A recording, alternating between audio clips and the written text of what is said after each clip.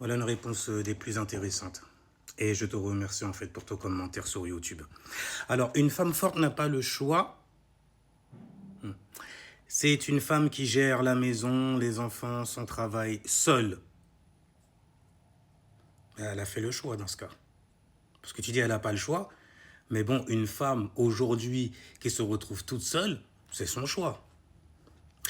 C'est un fait partout dans le monde, dans ton monde alors dans ce cas. Car 3/4 des hommes préfèrent se carapater face aux difficultés avec de la chair fraîche. Ah, tu dis beaucoup de choses là quelque part. Surtout sur toi. Dans ta réalité en tout cas de ce que tu as donc certainement dû vivre. Ou alors vu d'autres femmes vivre aussi. Ce qui est très dommageable. Preuve en est. Alors, nos fils élevés par un parent, leur mère. D'accord. C'est très égoïste quand même comme discours. Donc pour toi, un parent égale la maman uniquement. Mais c'est intéressant, ça reste intéressant. Alors, nos fils élevés, nos fils, est-ce que tu es sûr que ce soit des fils que tu élèves avec le genre de discours que tu prônes, qui de toutes les façons est une sorte en fait d'appel à rester seul, comme toi certainement? Parce que je pense pas que si jamais tu avais quelqu'un, tu aurais eu ce discours-là. Je pense même pas même que tu aurais répondu à quoi que ce soit. Alors bref, nos fils élevés par un parent, leur mère, ne finissent pas comme des princesses.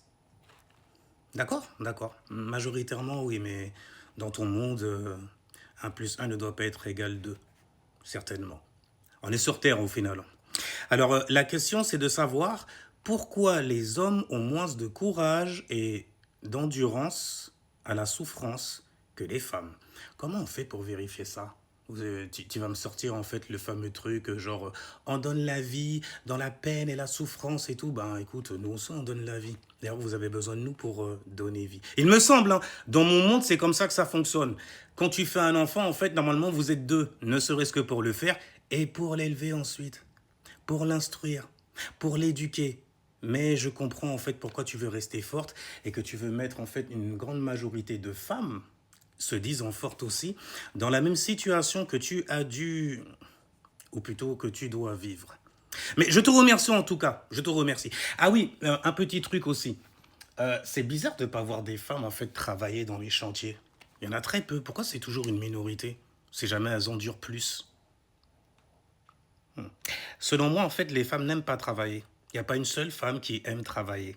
C'est pour ça d'ailleurs que lorsque elle vit avec un homme, même si elle travaille, quand cet homme-là en fait prend soin d'elle, prend soin aussi du foyer, fait en sorte que tout en fait soit bien stable en gros, et que le foyer aille dans une bonne direction, la femme en question est beaucoup plus épanouie. Bizarrement, même si elle élève les enfants et tout, elle les élève pas toute seule, parce qu'elle sait qu'elle n'est pas toute seule. Elle sait en fait qu'elle est avec quelqu'un. Bon, après, peut-être que c'est une question d'intuition, parce que je sais que vous, les femmes, vous avez ce qu'on appelle l'intuition féminine, mais celles qui parlent de ça souvent, en fait, sont des mamans solo. Comment explique-t-on cela? Mais c'est trop facile au final. Donc, mais je te remercie pour ta réponse.